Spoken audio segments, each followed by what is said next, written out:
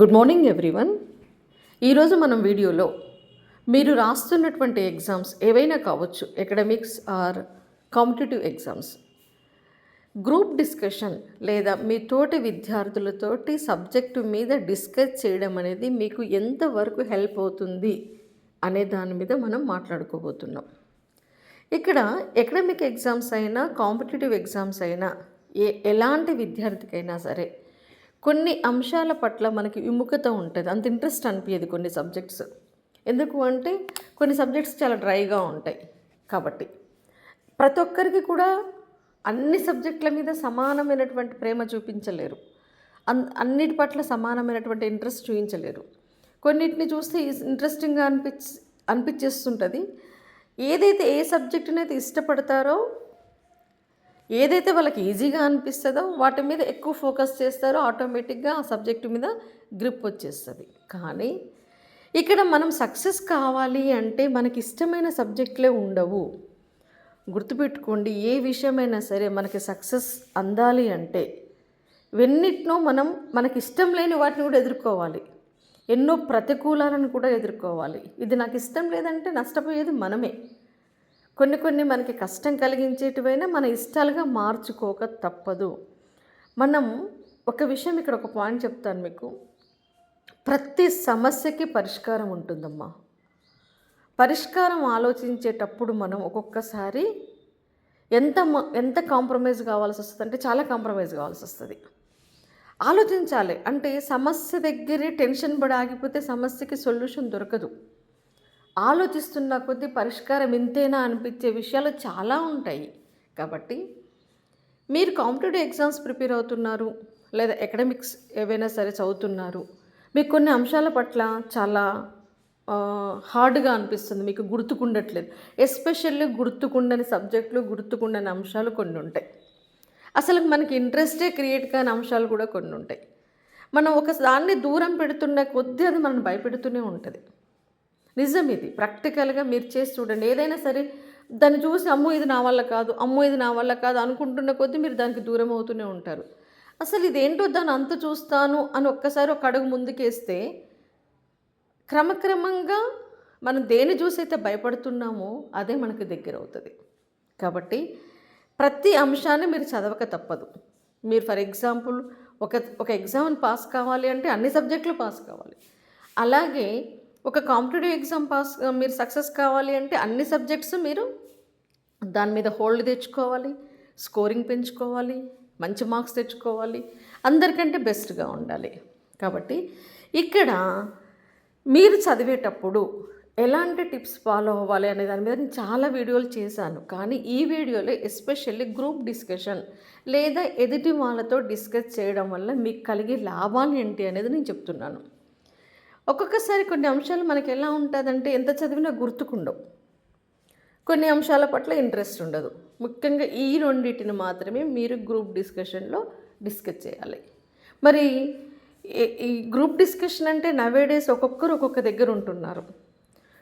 ఒక దగ్గర ఒక కోచింగ్ సెంటర్లో చదివే వాళ్ళకి, ఒక హాస్టల్లో ఉండే వాళ్ళకి గ్రూప్ డిస్కషన్కి అవకాశం ఉంటుండొచ్చు. కానీ ఎవరికి వాళ్ళే అన్నట్టుగా ఎక్కడెక్కడో ఉన్న వాళ్ళకి గ్రూప్ డిస్కషన్ ఎలా సాధ్యమవుతుంది అనే క్వశ్చన్ మీకు రావచ్చు. కానీ మనం అనుకుంటే, మన మనసు తెలుసుకుంటే సాధించలేనిది ఏమీ లేదు, సాధ్యం కానిది ఏదీ లేదు.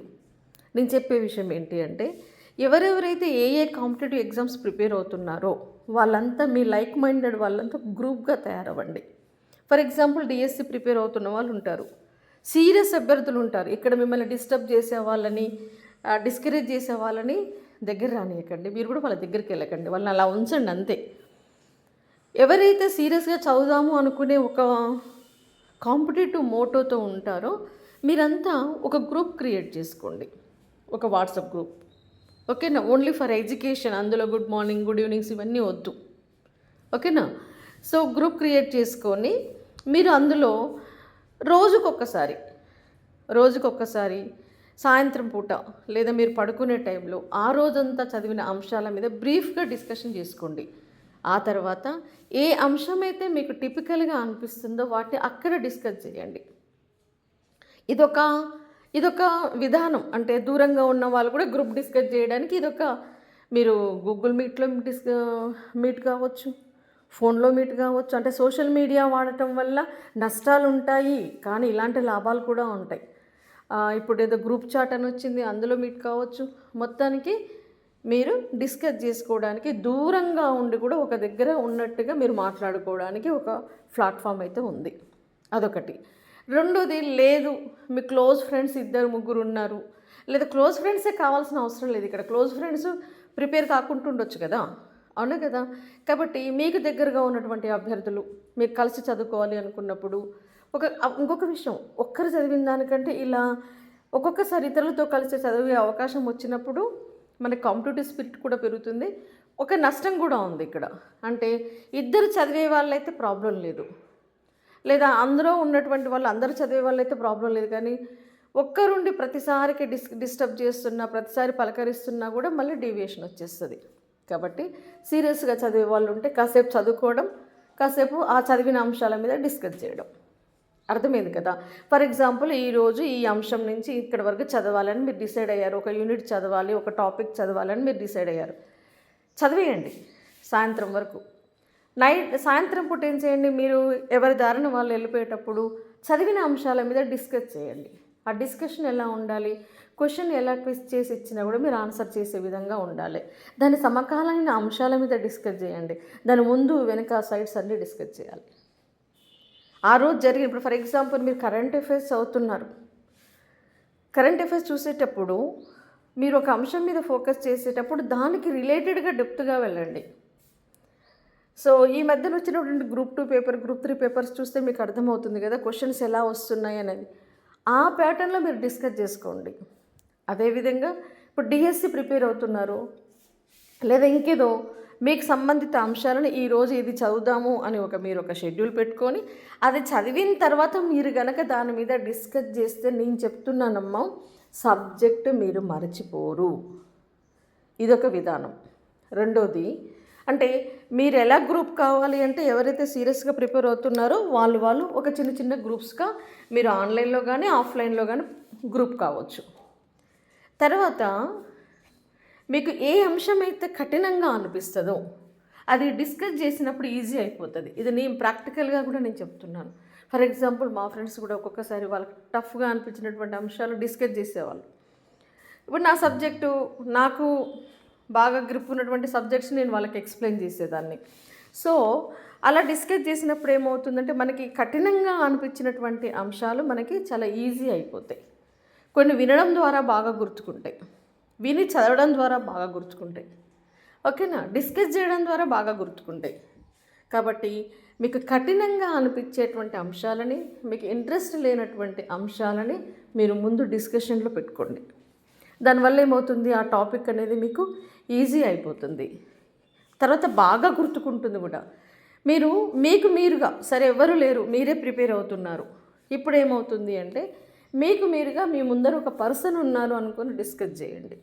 చదివారు, కంప్లీట్ అయింది, దాన్ని మీరు దాన్ని ఏమంటారు, నెమరు వేసుకుంటుంటారు కదా మనసులో, దాన్ని బయటకు ఓపెన్గా ఎదుటివా ఎవరో ఉన్నారు అని చెప్పేసి వాళ్ళకి చెప్తున్నట్టుగా డిస్కస్ చేయండి.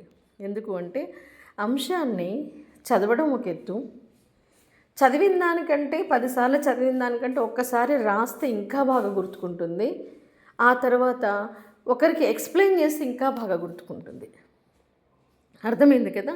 కాబట్టి డిస్కషన్ అనేది మనం మనసు పెడితే ఎంత దూరానున్నా చదవచ్చు. ఇప్పుడు మీకు ప్రత్యేకంగా చెప్పే విషయం ఏంటి అంటే, ఏ అంశాల పట్ల అయితే డిస్కషన్ అవసరమో మీకు అర్థమవుతుంటుంది, వాటిని సెలెక్ట్ చేసుకొని మీకు మీరుగా కానీ మీ చుట్టుపక్కల ఉన్నటువంటి వాళ్ళు ఒక గ్రూప్ కండి, లేదా ఫ్రెండ్స్ ఇప్పుడు నేను చెప్పినట్టుగా వాట్సాప్ గ్రూప్ చేసుకోండి. అలా చేసుకోవడం వల్ల మీకు కాంపిటేటివ్ స్పిరిట్ పెరుగుతుంది. అనవసరమైనటువంటి ప్రసంగాలు అందులో వద్దు. Only education, only preparation tips. ఇంకొంతమంది ఉంటారు, నేను చదివింది ఎదుటి వాళ్ళకి చెప్తే వాళ్ళకి ఎక్కడ సక్సెస్ అవుతారో, వాళ్ళకి నాకు ఎక్కడ కాంపిటీషన్ అవుతారో అని. గుర్తుపెట్టుకోండి అమ్మా, ఎవరికి ఉండేది వాళ్ళకే ఉంటుంది. కానీ నేను నిజంగా చెప్తున్నాను, నేను జేఎల్ ప్రిపేర్ అయ్యేటప్పుడు నేను చాలామందికి ఎక్స్ప్లెయిన్ చేసేదాన్ని. అదే నాకు ప్లస్ పాయింట్ అయింది. సో ఎవరు లాక్కోరు, ఎవరి ఇంటర్నల్ మెమరీ వాళ్ళకు ఉంటుంది. కానీ డిస్కస్ చేయడం వల్ల అందరూ కొంత గొప్ప లాభపడతారు, అవునా కదా. కాబట్టి నాలెడ్జ్ని షేర్ చేస్తే నీ దగ్గర ఒకటి ఉంది, నీ దగ్గరనే ఉంచుకుంటే అది ఒకటిగానే మిగిలిపోతుంది. నువ్వు ఎదుటి వాళ్ళకి ఒకటి ఇచ్చేసి ఎదుటి వాళ్ళు నీకు ఒకటి ఇస్తే 1+1 2 అవుతుంది. ఇది మర్చిపోకండి. అంటే నాలెడ్జ్ని ఎంత షేర్ చేస్తే అంత డబుల్ అవుతుంటుంది. నువ్వు ఒకటి చెప్తావు, ఎదుటి వాళ్ళు ఒకటి చెప్తారు. ఇలాంటి కమ్యూనికేషన్ అనేది కాంపిటేటివ్ ఎగ్జామ్స్ ప్రిపేర్ అయ్యే వాళ్ళు కూడా మెయింటైన్ చేస్తే చాలా బాగుంటుంది. అదేవిధంగా మీరు లైక్ మైండెడ్గా ఉన్న వాళ్ళు ఒకరితోటి ఒకరు సబ్జెక్టుని డిస్కస్ చేయడం వల్ల మీకు అంటే ఒక జోష్ ఉంటుంది, ఇన్స్పిరేషన్ ఉంటుంది, మోటివేషన్ ఉంటుంది, మెమరీ ఉంటుంది. మీకు తెలియని అంశాలు తెలుస్తున్నాయన్న సాటిస్ఫాక్షన్ ఉంటుంది. మీకు తెలిసిన అంశాలను ఎదుటి వాళ్ళకి చెప్పాము అన్న సాటిస్ఫాక్షన్ ఉంటుంది. ఓకేనా? అన్నిటికీ ఉంటే మించి మీలో భయం పోతుంది, కాంపిటేటివ్ స్పిరిట్ పెరుగుతుంది. కాబట్టి మీకు తోచినట్టుగా మీరున్నటువంటి సిచ్యువేషన్స్ తగ్గట్టుగా సేమ్ ఎగ్జామ్స్ ప్రిపేర్ అవుతున్న వాళ్ళు అంతా ఒక గ్రూప్ అవ్వండి. చక్కగా ఒక గ్రూప్ క్రియేట్ చేసుకోండి. అందులో డైలీ ఒక టార్గెట్స్ పెట్టుకోండి. ఈరోజు ఇంత చదువుదాం, ప్లాన్ చేసుకోండి. ఎవరొకరు లీడర్షిప్ తీసుకొని ప్లాన్ చేసి ఆ ప్లాన్ని షేర్ చేయండి. డైలీ ఇంత చదవాలి, ఈ టైంకి దాని మీద డిస్కషన్ పెట్టుకుందాం. ఒక 1/2 అవర్, ఒక 15 మినిట్స్ లేదా 1 అవర్, అది మీ షెడ్యూల్ని బట్టి. ఓకేనా? ఎవరు లేరు, మీకు మీరే ముందర కూర్చొని అద్దం ముందర కూర్చొని డిస్కస్ చేయండి. ఓకేనా? All the best.